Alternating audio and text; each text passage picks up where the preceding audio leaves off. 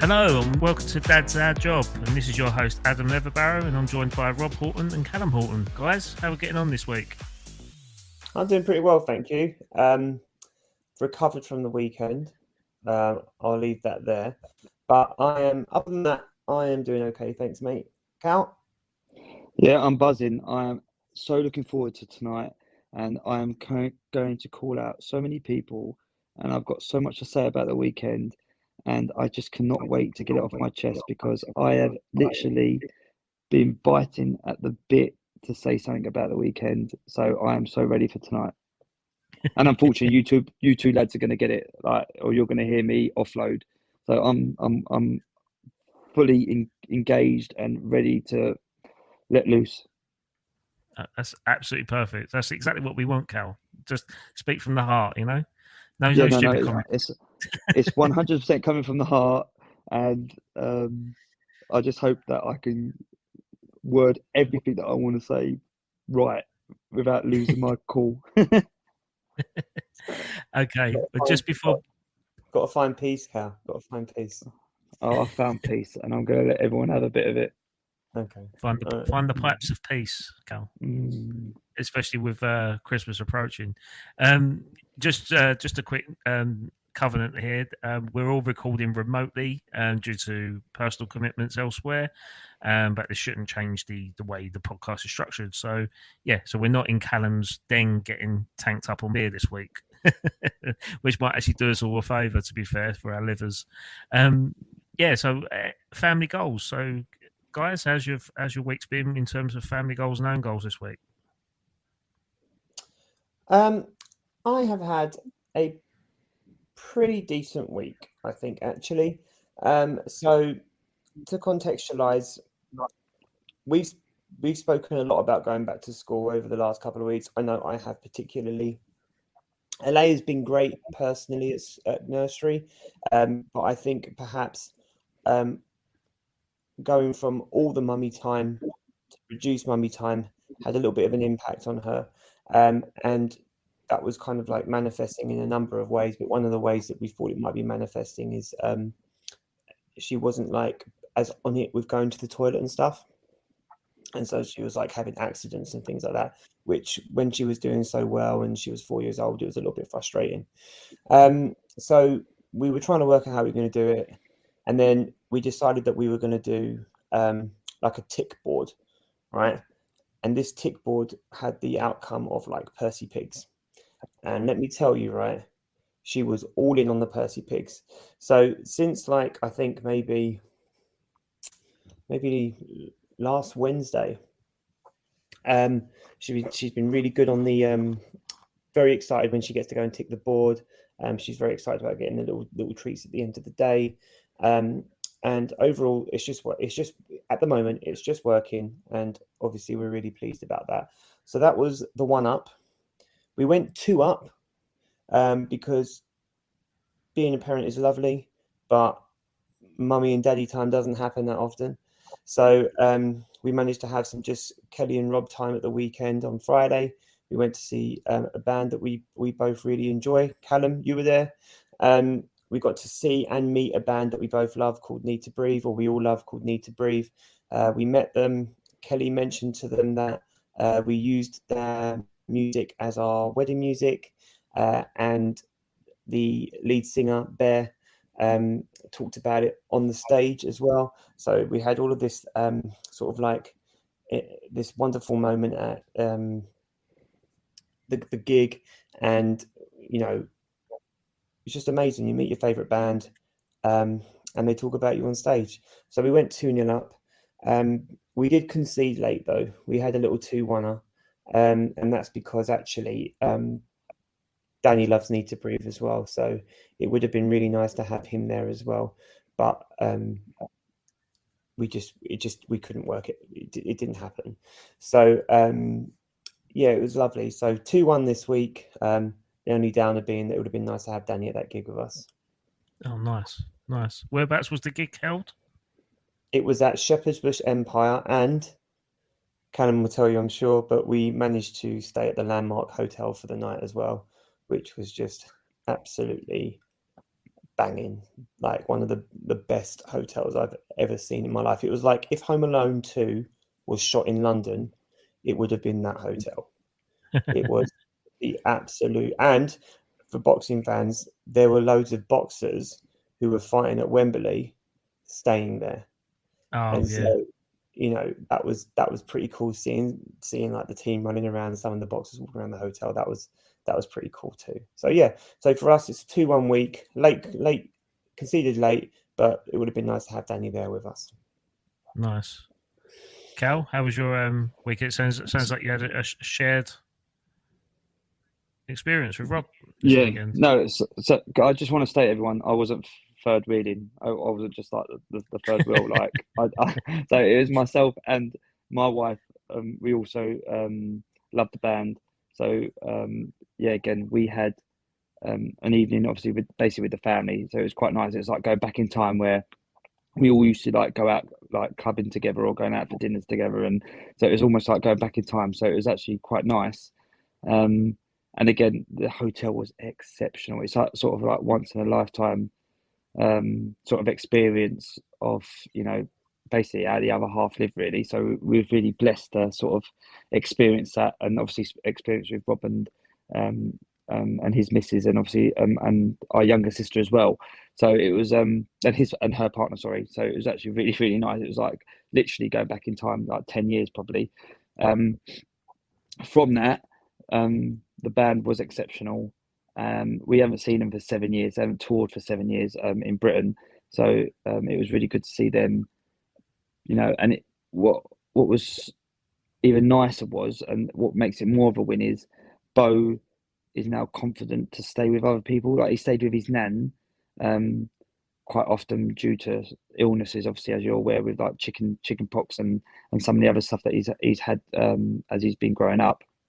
But it was quite nice that he stayed with his auntie, and that he was comfortable enough to stay with his auntie, and he's confident enough to stay with his auntie. And I don't think previously he would have been brave enough to be able to do that, or we wouldn't have been able to leave him. But you know, he had a fantastic weekend, and he played and enjoyed, and you know, they were baking, you know, doing cakes and all lovely stuff. So Bo massively enjoyed it, which is a banker, because I think we might, you know, pick on that again, favours to come.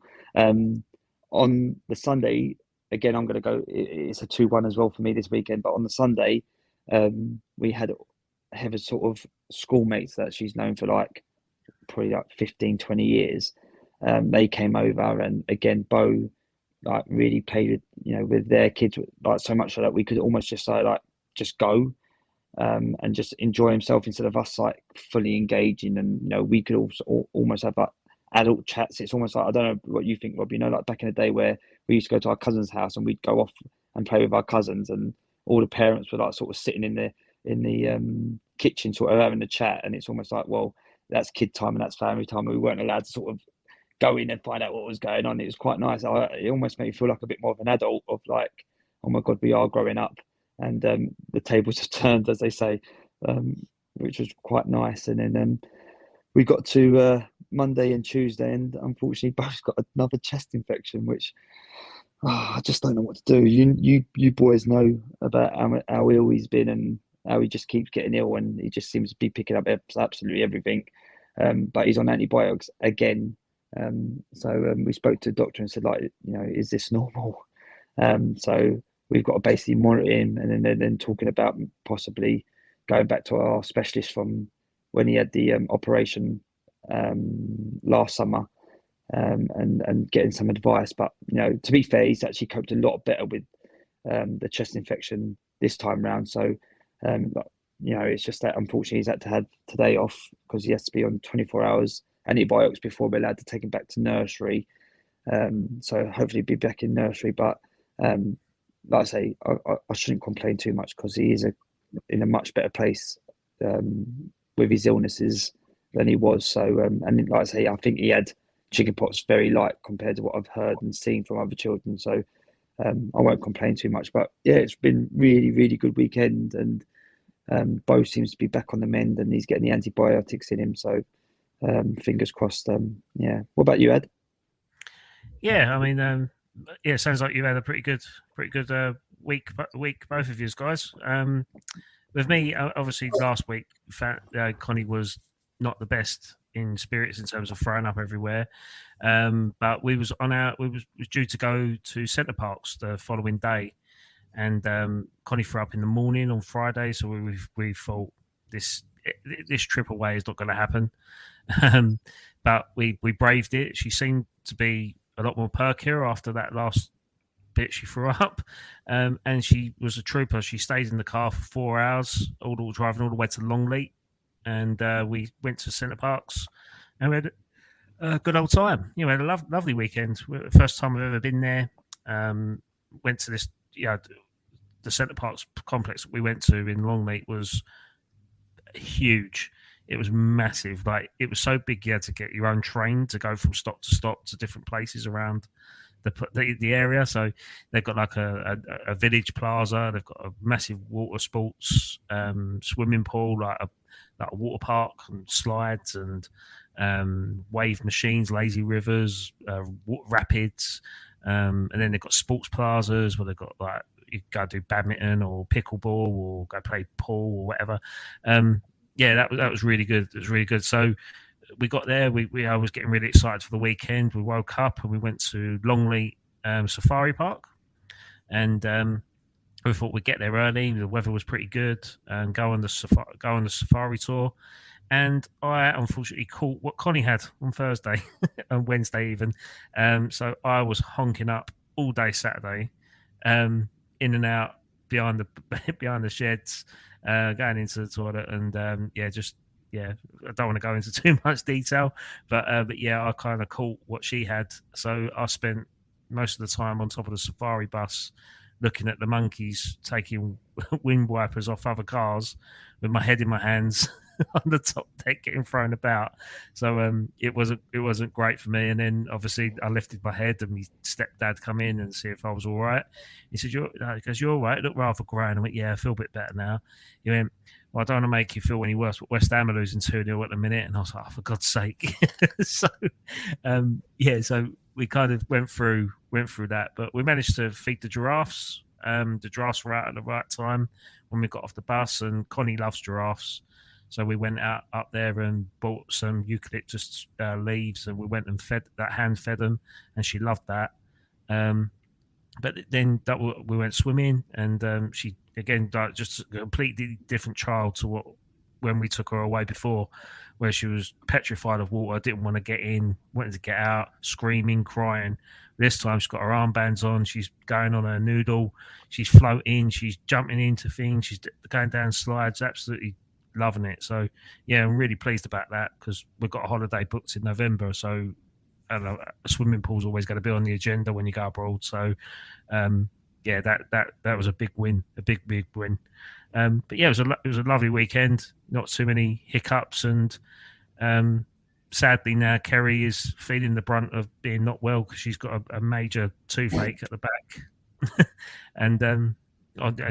so she's suffering at a minute, so she might have to have her tooth removed, which is going to go down really well with her. But yeah, I think overall experience, despite the sickness and health issues, I think it was a win. To put a score on it wouldn't be right in terms of You won on penalties. You won on penalties, mate. Yeah, that's it. Yeah, that's a good way to put it. Yeah, we was down and out. We got a late equaliser and we took it to penalties and beat them. Yeah, that's right.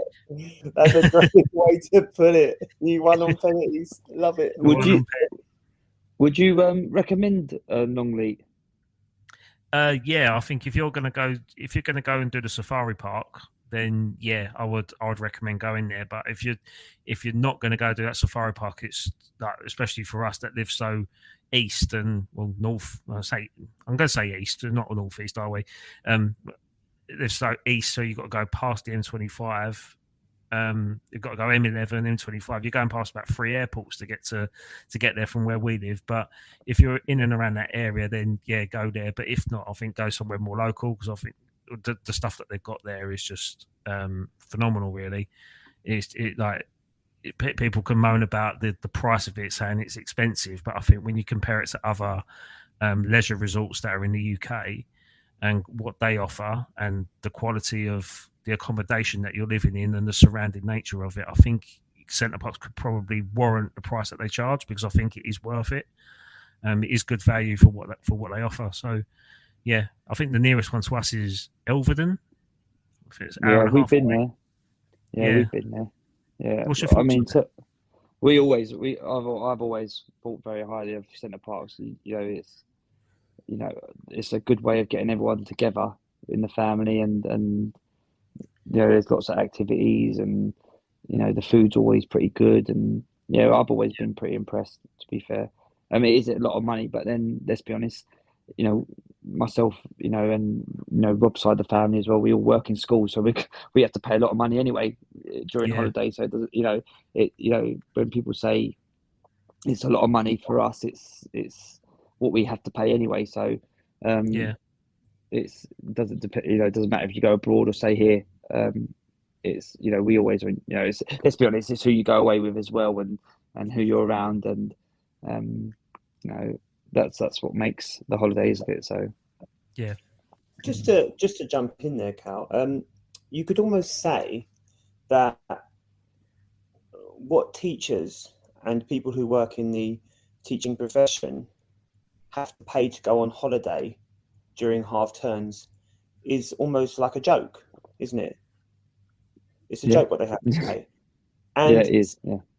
And speaking of jokes, I think it's time we moved on, because it's time for Let's All Laugh at Man U. Let's all laugh at Man U. La la la la. Hey. La la la. Hey. So, guys, the reason why we need to laugh at Man U this week, and by laugh, I guess it's more of a snigger, because they managed to show some real improvement against their close rivals, Crystal Palace. Last year, they lost 4-1 away at the end of the season, and they showed real grit to earn a 0-0 draw. And for a team that are so close and really battling it out for mid-table, I just think that, we have to tip our hats a little to Man United for really doing well in the middle of the table, but also we need to laugh at them because they are pretty shocking, aren't they? And it is glorious. And to all the Man United fans who have been messaging me saying that that Arsenal bottled it at the weekend, I just think all that says to me is that we live rent-free in your head. And I think I know the reason why. And the reason why is thus. I did a combined Arsenal and Man United 11. Would you like to hear it, lads? Well, I think I know. I think I know what's coming. Go on, Robbie. I'd love to hear this. Arsenal, Man United 11. Raya. White or Timber. Right back. You can have either. I don't mind. Saliba. Big Gabs. Calafiori. Rice. Odegaard. Saka. Havertz. Gabs. And literally any other Arsenal midfielder to take up that place. Jorginho. All right. And so there is the combined Arsenal Man United 11 for this season. And so I understand it. I understand it why we would be living rent-free in their head, and they would be throwing us slander. It's because the reality is they managed a 0-0 draw with their closest rivals, Crystal Palace, while the rest of us were thinking about the big leagues. So I don't know if anyone wants to add anything before I bring this all off at Man U to a close. Would anyone like to add? I just want to add, what are we doing about these two-footed challenges that they're thrown in there? How's he got away with trying to jump in and pop a balloon on the football pitch? So I just want to throw that in there. Sandro Martinez coming through the sky like a gazelle. He was literally like a 2-year-old trying to jump on a balloon and try and pop it. And he couldn't even do that properly either. He couldn't even do that. Oh, dear. It's amazing, isn't it, that we live in a modern Premier League era where a two-footed challenge doesn't get punished, but kicking the ball away, you get 2 bookings and you get sent off for it. Yeah, But I know. well, That's no, you got the you Arsenal. got you got to give Man United some positivity. I mean, they kept a clean sheet. Yeah, To be that's fair, true. I actually think if they've kept a clean sheet, does that mean they've kept more clean sheets than Man City this season? Because I think Man City have conceded in every game. Yeah, I think even West Ham. I think West Ham have even scored against them. Yeah. Even West Ham. Yeah, you guys have had a rough start. You guys have not. Yeah. We'll touch. What do you want to touch on West Ham first, or do you want to touch on Arsenal? Let's go West Ham first this time. We always go West Ham first. Let's get the shit out of the way. So obviously, as I was away, and as I mentioned earlier, I didn't watch the game. I didn't watch it.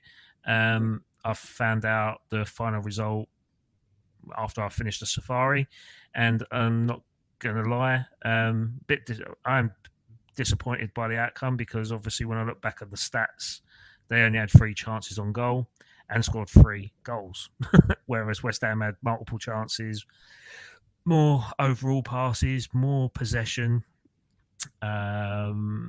It's just very, very frustrating times at the minute. And obviously we put the poll out there about Julian Lopetegui out, ?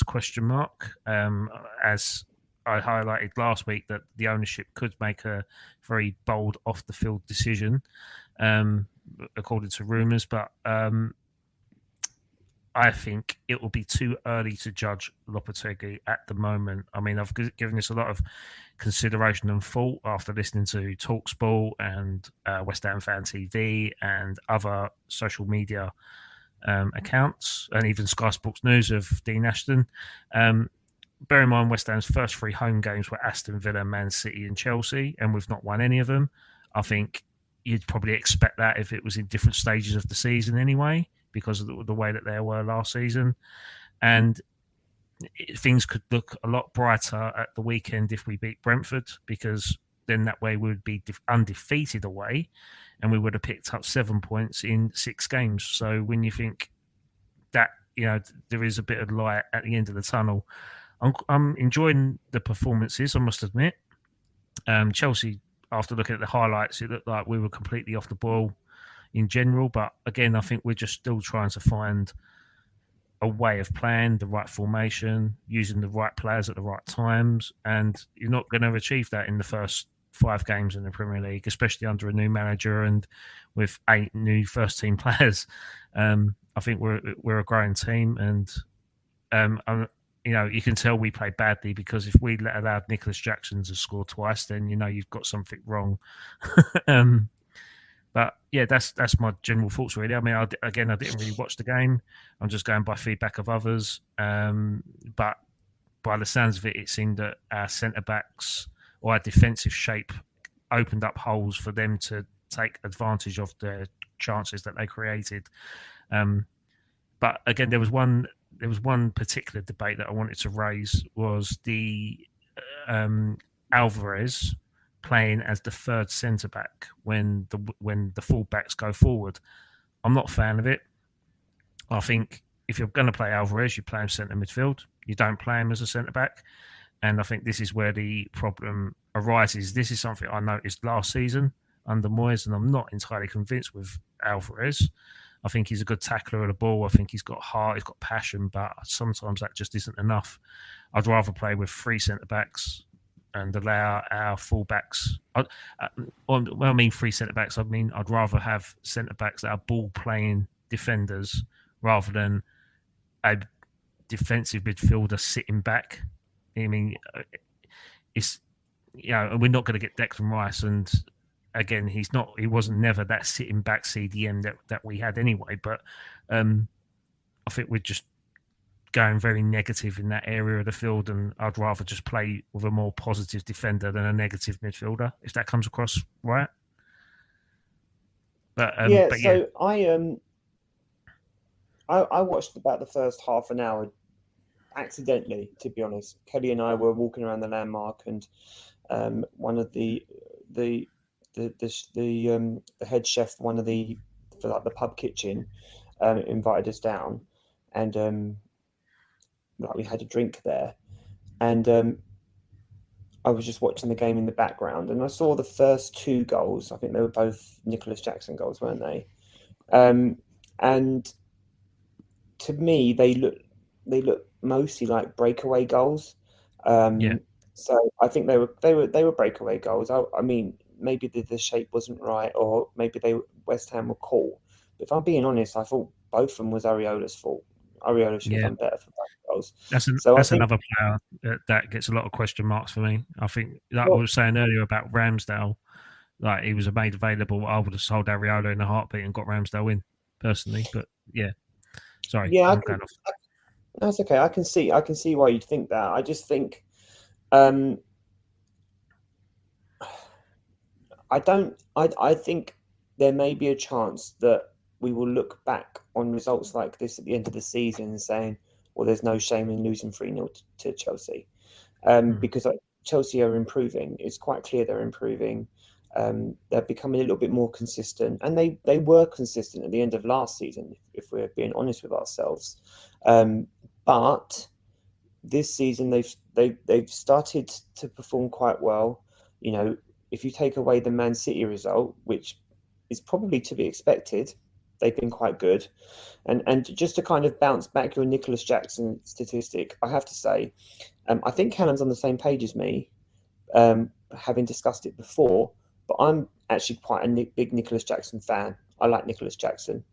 And if he had been available and Arsenal had gone for him, I wouldn't have been upset about that. And I can't remember where I heard the statistic. I think it might have been on Le Grove podcast. It's an Arsenal podcast, very good.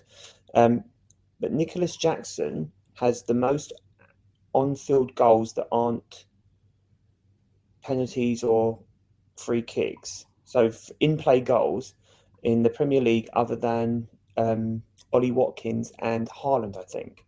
So in terms of his numbers, actually, they're better than they appear. I think because he gets so many chances. He's like a bit better than Darwin in the sense that he also gets loads of chances, but he buries more. So I think, and he's a type of player that I think is going to get better. And I think he could be another one where Chelsea are onto a winner. So, I mean, it remains to be seen, but that's just a little take that I thought was interesting. And like I said, I do quite like Jackson. Numbers aside, I just think I think he grafts, and I quite like players that graft, and you can see that they graft. Yeah, that's fair. Yeah, which is why I wasn't upset when Arsenal were linked with Darwin, because I do think he's a grafter. So, you know. Yep. Cal, what's your thoughts? Or did you catch it? Yeah, no, I agree. I think, you know, I would have liked to think West Ham would have sort of put a little bit more pressure. I know obviously the result sort of sums it all up, really, to be fair. And you know, I know West Ham sort of had more chances, and as you know what you're saying, but you know that is the difference, isn't it? At the moment is Chelsea have took their chances. You know, West Ham, I think, will improve. I think it's still early doors. I still think they'll be up there in the top six, maybe top 8 now. But I still think you'll be there or thereabouts. I just think you need to find your pattern. The gaffer's still trying to find his way and who he and the players that he trusts in. But I think you've just got to give him time. Look at Arteta's, first 6 months, 8 months, even the first year, to be fair. And that potentially could have been rocky, but we're getting the benefits of that. And I think he obviously is a world-class manager, and he has brought players in. And I think it's just about embedding them and finding the best structure that then players can play in. I think Sean Dyche always is quite famous in saying, it's having the players that you have and finding the best way to perform with them players or routine to play, for them players to play in, where they feel comfortable and can express themselves. And I just think your gaffer is still trying to find that. And I think with games, that will come, and I think you will get the benefits of that as long as you stay with him and back him. And I really hope your board does that, because I do think, with your fan base, with the newish stadium, you've still got a lot to come.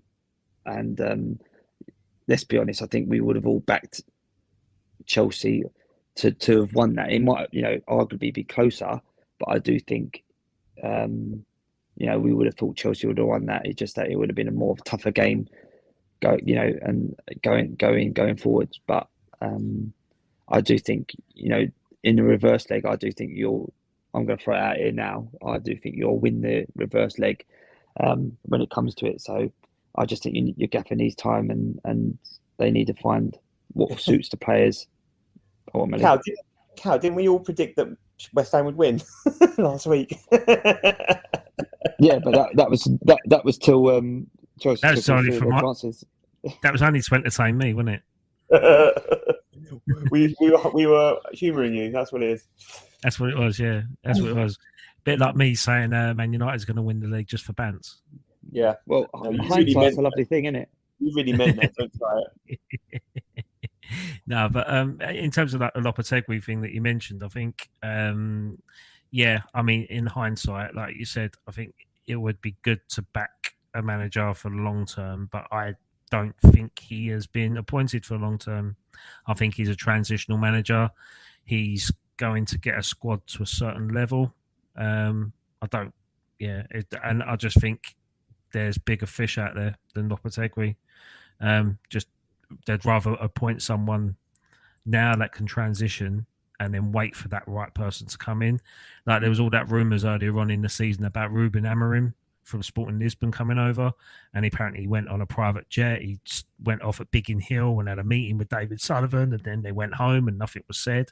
And then he ended up signing an extension with Sporting Lisbon, and I just think he's probably gone back to him and gone, look, not yet, maybe 2-3 years time I'll do it. And then West Ham probably gone, right, okay, well, we'll get Lopetegui in for 2-3 years, 2-3 years max, and then we'll appoint Ruben Amorim at whatever cost.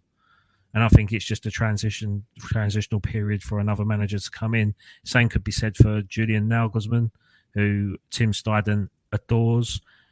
Number two, and a second point on that is that Daniel Kretinsky, who is our Czech the Czech Sphinx, the multi-billionaire, he has always said he wanted Nagelsmann as West Ham manager at whatever cost. But when he got sacked at Bayern Munich, there was a gardening leave clause in that contract where he couldn't go to another club.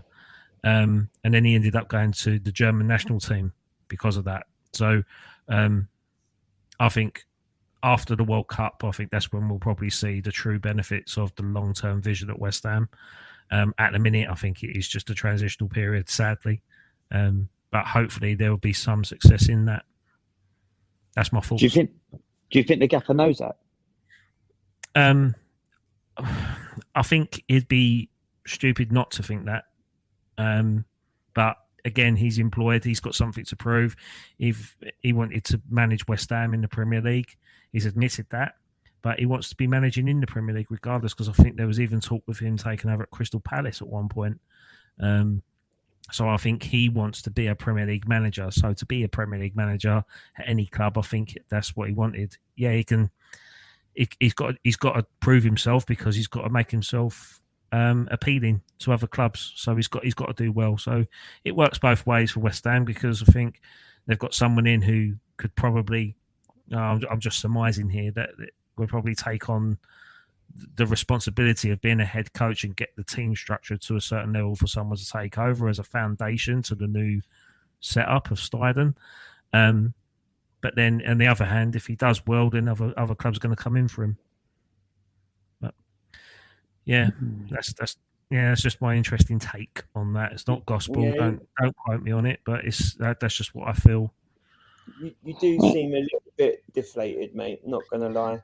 I just rather the club started the project from the start rather than kind of it. Like if Amorim wasn't the right guy in the summer, appoint the the right guy, or what's the alternative? Like the alternative isn't let's just build the squad for the next 2 years for the right person to take over.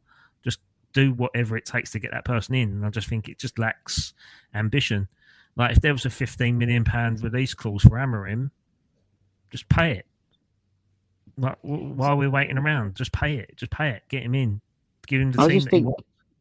I just think it's just delaying. It's just delaying it. I just think it's sad because a few weeks ago we were talking about potentially West Ham winning the transfer, season, if you like. Getting making some fantastic signings. You've got a manager in that's managed the top teams in Spain. I just think, okay, let's be honest. Some of the results haven't gone your way, but we're only, what is it, game week 5 or 6? Yeah. I think you're being a bit harsh. And arguably, I suppose you should be, because even me and Rob were talking about how the expectations around West Ham because of the transfer window and the gap in there you've got in. Yeah, that we thought you would hit the ground running, and I just think, all right, it hasn't worked out that way. But we're only 5 weeks in, or whatever. Is it 5? It is 5 weeks, isn't it? Yeah. And I just think it's too early to be downhearted, and I just think there is more to come. You're coming to the point in the season where crappy weather's coming. that cold weather's coming, and West Ham always seem to do well over December, January. Puddles. All jokes. I suppose it is, but you always seem to do well that period. You're the team that sort of graft, and take it to teams during that period. And I just think, but it's a different team now. We're so used to that grafting team under Moyes. Now it's under someone else. We're playing a different way. We're not. Lopetegui likes to think he's building these teams from defence, but in fact, we're on a -4 goal difference after game week 5. Only 4 points to show for it. I'll say only. I'll still take it over 0 than what most clubs have got, like Wolves.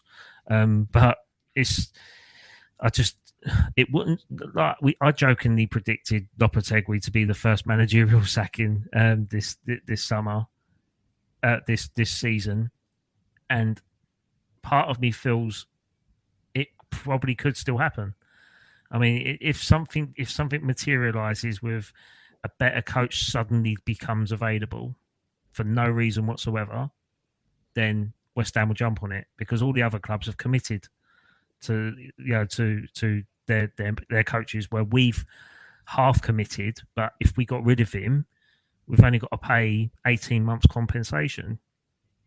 And when you look at that and you look at the balance of it, I don't know, if it wouldn't surprise me if it happened. I hope it doesn't, because I don't like things like that happening. I'd like to see a progress under the manager that we've appointed, but I just something just still feels uneasy with the whole setup of it. Despite I'll support him, but in the back of my head, it's just me being overly cautious with it. Can I ask a question? And I don't want to go off topic, because obviously I know we've got lots to talk about. But with Everton's takeover, would you take Sean Dyche? No. Potentially, if that was no. Okay. No. Next question. No, it's fine. No, it's fine. No, it's fine. That's it. Done. It's just a question, because there's lots of rumours about him going. With this new takeover and them getting their own manager in and building their own squad. I'm just wondering if you take Sean Dyche. But sorry, do you want to talk about Arsenal now? Yeah, that's what I was just about to jump onto. So, you guys, I think, by the sounds of it, again, it's not a game I watch, but by the sounds of it, you guys are coming back rather chipper. So can I start? Can I start? Yeah, because I'm going to start with the emotional side, and then Rob will come in with the logic. So, that's fair. Can I just say? Yeah, that's fair. It's fair, isn't it? Yeah. So first off, I want to call out Roy Keane, with his statements at the end of the game, where I think it was Big Meeks was saying about what a result that is for Arsenal to defend for 60 minutes and to basically get a result, to get a point, and him saying well, teams can defend with 10 men and get a result. Can I just say it's ludicrous? Yeah, you're talking about the best team, arguably in the world at the moment. Yeah, and a team defend for 60 minutes with 10 men away from home and take it to the point where, all right, I am disappointed that we didn't get the full result, but tell me when in history a team has played the best team in the country, the best team arguably in the world, and taken to the point where really they are disappointed that they didn't get a result. I'm sorry, Roy Keane, I'm not having it. Yeah, no one. When Trossard got sent off, yeah, and you know, if you're going to play by the rule books, he deserves to get sent off. I've got no issue with that. The only issue I have got is that it's got to be consistency with Doku. But again, I can't. I don't even want to bring myself to talk that up. To play 60 minutes against the best team in the world and arguably the best striker ever to play, Haaland, which I can't wait to talk about. Yeah, you know, the best striker in the world, scoring a goal and scoring all the goals in the world and scoring 4 hat-tricks in the game, whatever it is. Yeah, and still get a result. Roy Keane, you're wrong. Haaland.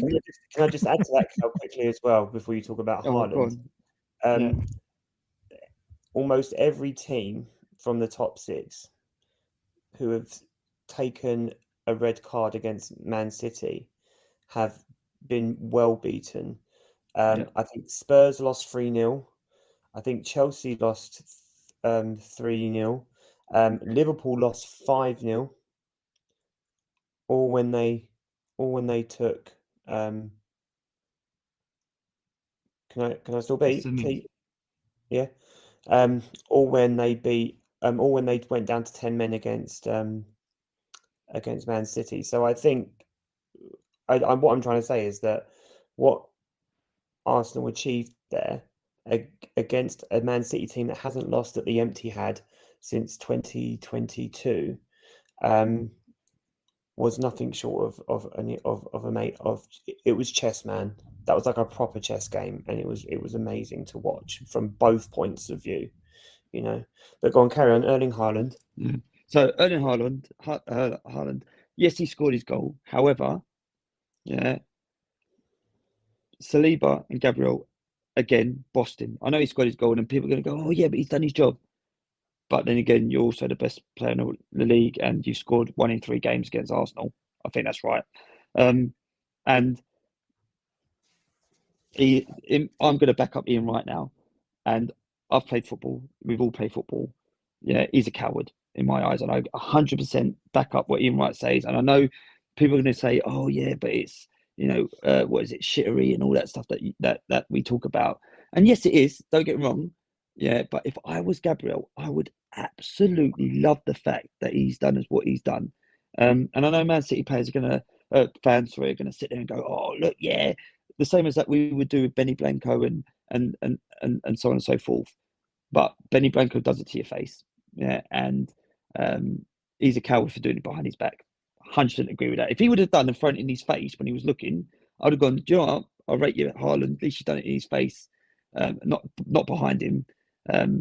And I can't believe the FA haven't said anything about it. But then that opens up a whole new kettle of fish, because people are going to be doing stuff like that. And if we get any backlash from it, then the FA, you know, they can't hold anyone to rights, in my opinion. But overall, I think it just shows how shook and how scared Man City are of us. It literally shows the levels that we've climbed for them to act the way they did throughout that game. You know, from Pep kicking the seat, from Haaland throwing the ball, to having an argument with Arteta. Stay humble. Are you actually joking me, mate? Stay humble. We took you to rights, yeah, and we didn't respect you. Why should we respect you? What, because you've won trophies in the past? I'm not being funny. When I played football, I didn't respect anyone. Yeah, I'm going to every game like we're going to win it. I'm not respecting you, and Arsenal shouldn't respect you. Yeah, at the end of the day, we're going in to win the game, and we took you to the absolute line, and you hate the fact that that we had no respect for you, and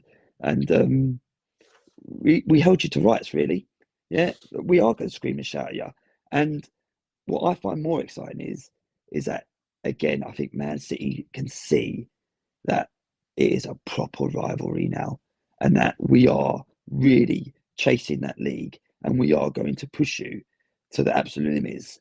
And it takes us back to the 90s and the good old days when, it was Arsenal with a northern team with Man United, and every game was a fight. It was almost stuff that was going off the ball was more important than who was passing it, who was putting the through balls in, and who was scoring. It was all the other little scenarios that were going on. And I think Man City know that we've bridged that gap. And I think football knows that we've bridged that gap just by how everyone else is reacting to it. And I think the last thing I want to point out is, I know they got the draw in the end, but the strikers get a lot of credit all the time, and I know a lot of people say it's the hardest thing to do is score as a goal. But even though we conceded 2 goals, our defence was exceptional, and I think Arsenal should be so proud. I'm proud of what we did over the weekend. I can't even remember the last time. I don't think there has ever been a time where a defence has stood up against a bombardment like that and been able to hold their head up high and get something out of it.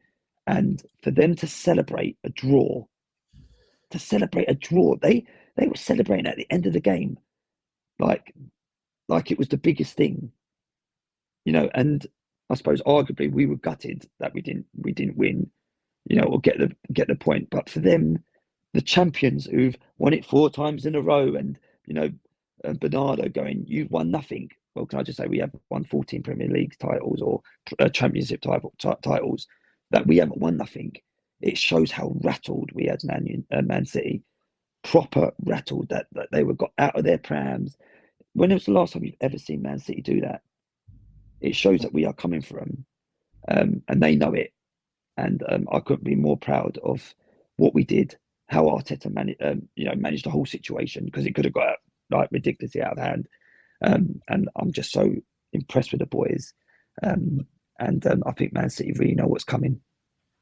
Didn't Arsenal celebrate a draw last season away at Man City? Hey, can I address that, please, Cal? Why don't you swallow some saliva and have a lozenge or something? Is this going to be an ongoing joke every single week? Mate, you're telling this to Sean Dyche again. Swallow some saliva, seriously. Right. But let me just address Adam, because I think Adam is Voldemort. I think Adam is trying to be provocative, because he's got nothing. I'm just highlighting what you done last year to what Man City done. No, okay, you're not anything. You're chatting shit. So,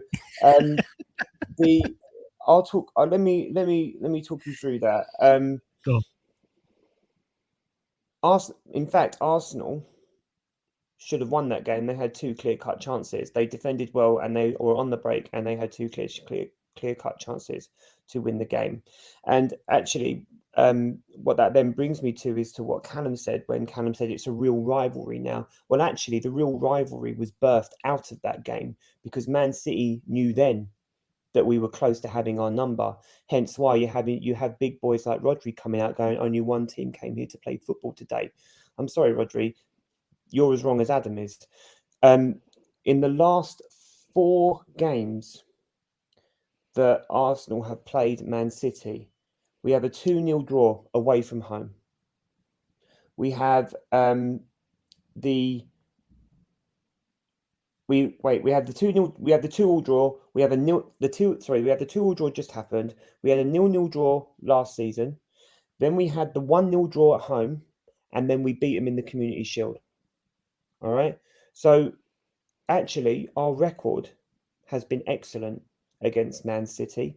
And so what happened at the weekend was an accumulation of them going, we can't beat this team.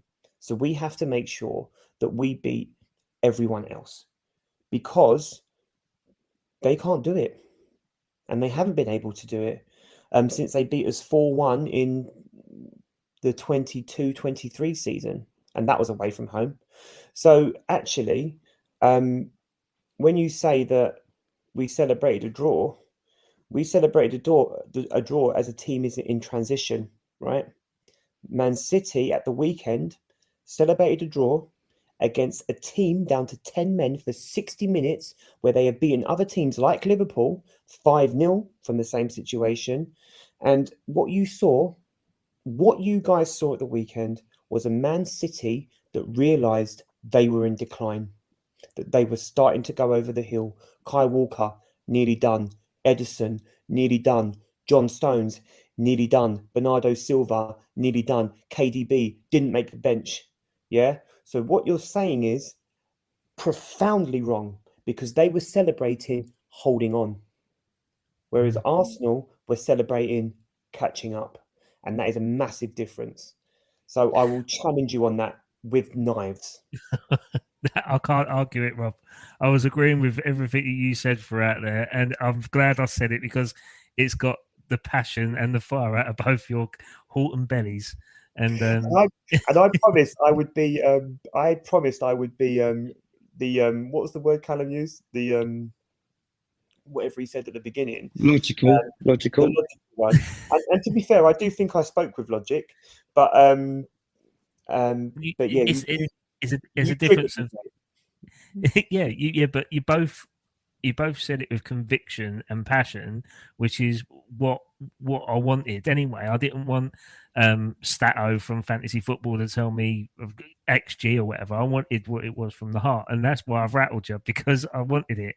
And what you said is bang on the head. You know, Man City is a team on decline, not just on the pitch, but off it as well, because they know that their roller coaster of them projecting all the way up and up, the roller coaster always has to come back down, back down, back down, and they've got to try and go back up and up again. But their journey of trying to go back up and up is going to be a lot more harder when they're in League Two.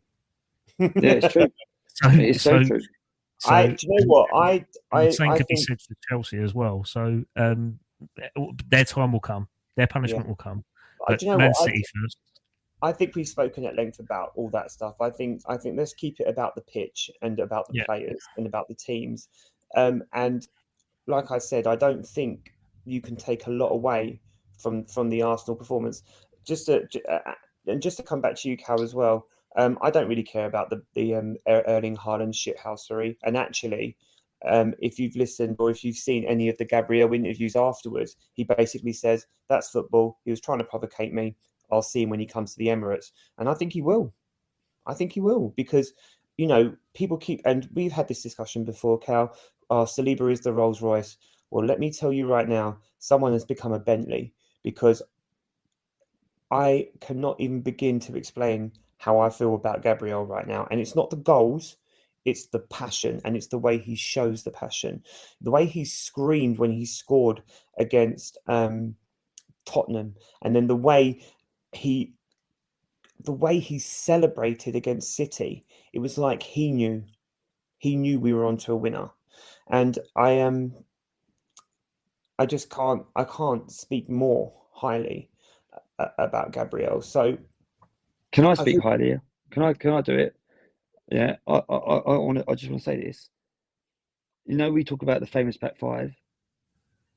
I honestly believe these boys were challenged, more than challenged them.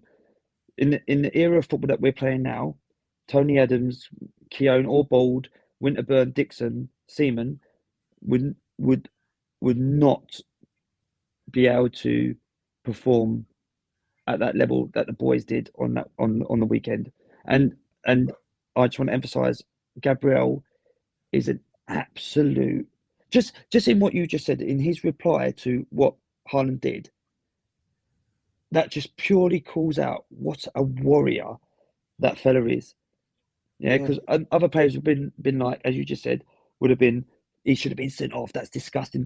Probably a bit like how I've reacted, going, you know, he's a coward, and he's literally gone, you watch. And I think Haaland knows that he cannot get the better of these two blokes because they love it, they thrive on it, they want it, yeah, and that's why ultimately I don't think he can perform against us. I know he scored a goal, and people can say, yeah, but he scored, but let's be honest, he hasn't performed like he has against other teams, and I honestly think if we can keep this back five together with Timber, with White, and Raya for years to come, I think we could go on to win everything consistently over seasons and not get done by rules and by how much we spend because we've done it in the right way. And I think that's even a bigger achievement. I think they're all mentality monsters. Yeah. Can I round up, Cal? Is that all right? Sorry, mate. Yeah. So I just wanted to shout out a few players because I think a few players deserve some flowers. I wanted to shout out Raya for that Haaland save, that header. You handing out rosettes again, Rob? No, well, yeah, I am actually because I do make notes. I sent you a picture of my notes. I thought Nelly was incredible again, supporting at the left back and was always available to be the release pass. Havertz played second, the second half as practically a defensive midfielder, but he was always there to try and win on the knock-on when Raya booted it up. Amazing engine. Partey, by the way, probably had his best game in an Arsenal shirt from a tactical perspective. Every time the ball came up, he stepped out. When the ball went back, he stepped in. When the ball came back, he stepped out. And he basically made Man City play rugby for 40 minutes where they just kept passing it out wide and then coming back across and going to the other side and then coming back across. And that was Partey stepping, coming back in so Rice could go forward and do the same. Partey was incredible. I think that Timber could be having a shout at right back, and Benny might be in trouble long term, especially if Calafiori continues to thrive at left back. And then I just wanted to shout out Lewis Skelly for stepping to Haaland as a 17-year-old and giving him some front, as well as getting booked before he'd even played a Premier League minute. Can I add one more person who needs a massive shout out? Yeah, and I think it's the biggest shout out of the day, Mikel Arteta, for them boys and them players to buy into what he's asked them to do at half time, and do the job. It shows how much them players have trust in him and his philosophy and him as a bloke, to do everything he's asked to do and almost get us over the line to win the game. It shows what a hold Arteta has on them players, and again, Gabby backing his manager up when Haaland tried to say stay humble, whatever nonsense he was waffling about, and Gabby stepping up to him. It just shows the love they have from the gaffer. And if you had that, Jesus the Saviour, but I mean, for someone to do that, it shows how much they back him and value him and buy into everything that the gaffer's doing. And with that, the only way is up, in my opinion. And I think Arteta needs that. You forgot one. If you're going to shout Arteta, you got to shout out Nicolas Jova, because that free kick merchant king god has made Arsenal the best set piece taking side in world football. They are incredible defensively and attacking. And I think that if you're going to shout Arteta, you've got to set out the set piece coach, which I believe he took from City. I agree with you, Rob, 100%. But who employed him? Mikel Arteta. Come on, son. That's great. That's good passion from the Arsenal boys. So going from last week's game week review, so what's your thoughts on this week's fixtures then, boys? Obviously, you've got Leicester at home, which is a 3:00 kickoff. What's your predictions and what's your thoughts? I'm going to keep it short and sweet. I think Arsenal are going to win. I think there may be some squad rotations, and I think there may also be some debuts. And I think that we will win comfortably. Yeah, I think Leicester will get the backlash of this week and of Man City game, to be honest with you. And I think we're going to go in all guns blazing, and I think it could be a 4-0 win. Yes, interesting. Is it true that Mikel Moreno has returned to training now? It's just grass work. He's not doing anything physical. It's just grass work training, but it is true. All right, cool. So that's even another positive to look at, especially when Man City have lost their CDM for the rest of the season, and you've gained one. Can I also add to that? If you're an Arsenal fan and you celebrated his injury, get the fuck off this podcast. Like, you're not wanted here. For me, I'm really sad about it that he has picked up an injury, because I just wished it was like 2 months earlier. No, so then England would have won the Euros. I'm saying things like that. The thing is, it does throw in what he said about how many games they're playing, doesn't it? And it's interesting that he was one of the players that spoke out and said about players performing at the top level and how many games they're playing at. And it's just unfortunate that he is the one that's got injured. But it does bring in that question, and I suppose, the FA have got to look at that as the season goes on, really, isn't it? So it is interesting. It is unfortunate. I don't wish ill on anyone, but I don't feel sorry for any of them at all, because I think Rodri's salary in a week is what we earn collectively in a year. So let him play as many games as he's forced to do, because he's got to earn his dough. No, he's on 300 grand a week, is he? Yeah, but I don't agree with you. He's 27, 28. It's a year's recovery. He's not going to be able to run for however long. He's going to get paid for that. Yeah, you're absolutely right. But he also loves football, and he loves playing football, and he's probably the best in the world. He's won everything. He could retire if he wants. No, Adam, I disagree. Can I just say, I'm saying this very loosely. I love to hate Rodri, and I love to hate him as a player, but as a man, that is a horrific injury. And I've suffered an ACL that ruined my football career over at Goals Dagenham. So I know how he feels, but when I've had injuries, and try to come back from injuries, and I wish that on anyone. It took me a year to come back, and again, I dislocated my hip after coming back, or trying to come back, and being injured and doing all that recovery, all that strengthening work, and then hopefully you won't pick up another injury, but potentially have your career finished, and that is a career ender. I mean, it's better with the science now than when I was growing up and playing. You wouldn't wish that on anyone. It's horrendous.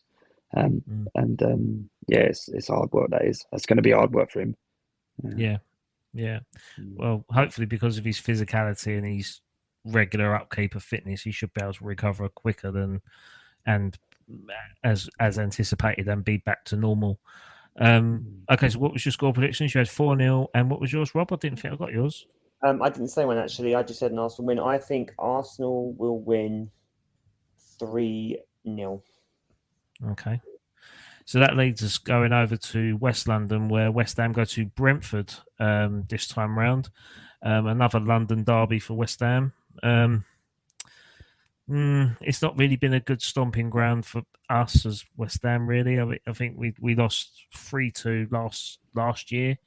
I recall that because I watched it in a pub, in a bar in La Palma whilst I was on holiday, where Kudus scored a fantastic overhead kick, only for us to lose it in the second half, 3-2. So, I think Brentford, again, are one of them teams that have been a bit of a bogey side for West Ham of late.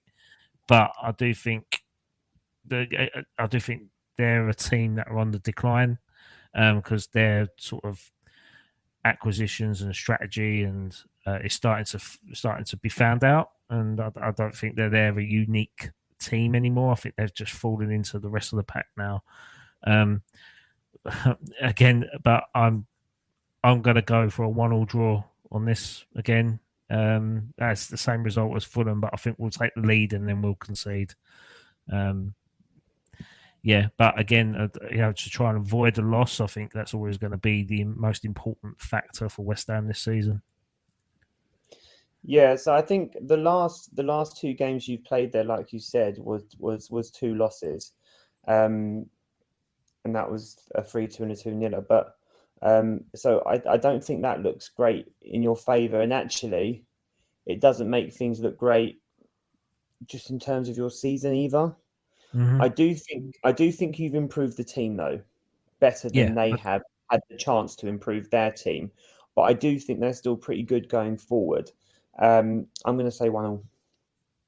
yeah, snap. Yeah, I think West Ham will win 1-0. I think this could be the turning point for West Ham, and I think they're there for the taking, and I think West Ham will take them, and I think that you'll win 1-0. yeah. Don't sleep on I think. Mbumo though. Don't sleep on Mbumo. Yeah, I like Burmo. Even Visser. I like Is, Visser a lot. is he injured still? I thought he was Visser. injured. I don't know. Is he injured? I It's a think shame that if he is. Shame. He's a shame. There's a real shame if he is. I'm just checking it out now. But yeah, I think Brentford have acquired some really, really good players in the past at a cheap, almost. I'm gonna go there. Moneyball effect, where he's they've out for a bought couple of players. months, by the way. Sorry. Is he really? Yeah. When did he pick that injury up?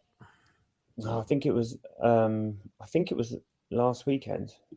I can't remember against who. I just had a quick Google. It was against Man City. Oh, blimey, that is a shame. I do like him a lot. I think he's a good player too. Yeah. Yeah, so I think that their sort of moneyball effect in terms of acquiring players, like they got Brian and Bamo on the cheap, they got Ben Rama on the cheap, they got Ollie Watkins from Exeter City, Ivan Toney from Peterborough. Yeah, they've acquired really good when they've been at a championship level. But now I think they've had a couple of seasons in the Premier League. They're spending the big money now, and they got that Thiago in from Brentford, from Bruges, I think it was. But unfortunately, he picked up a really bad injury during the summer, so he was ruled out. He was supposed to be Ivan Toney's replacement before Ivan Toney left, and then he ended up getting injured. But they've also bought Fabio Carvalho from Liverpool, he was supposed to be the next big thing from Fulham. Didn't really hit the ground running at Liverpool, unfortunately. Had a good season at Hull, and then he managed to get a move to Brentford. Yeah, again, it's just very Thomas Frank. I think fantastic coach. I think I listened to multiple podcasts with Martin Allen, and him being a former West Ham player and an ex Brentford manager, he had a link with both clubs. And I'll be interested. I'm going to try and catch up on his podcast because he'll have analysis out the positives in Brentford, and I think Thomas Frank is very, very crucial in the way that they play. But, you went a bit funny Cal, there. So you went a bit funny there on the speaker, so it wasn't very clear what you were saying. Oh, did I? Oh, sorry. Yeah. Oh, right. No, sorry. I was just basically just praising Thomas Frank. I think he's probably the next manager that I think will take a top 6 club in the future. It wouldn't surprise me if he takes over the helm at Man United, personally. Yeah, I think he's a good coach. I just hopefully not this weekend. Yeah. Fair enough. All right, so we'll wrap up the Premier League preview on that, and we'll go more locally, and we'll come and pick up how Halstead Town got on. So, Halstead Town played Haverhill Borough at the weekend in the FA Vars, and they won 4-3 in another slobber knocker, as Rob likes to call it. Fixture at the Millbank. So basically goals from Georges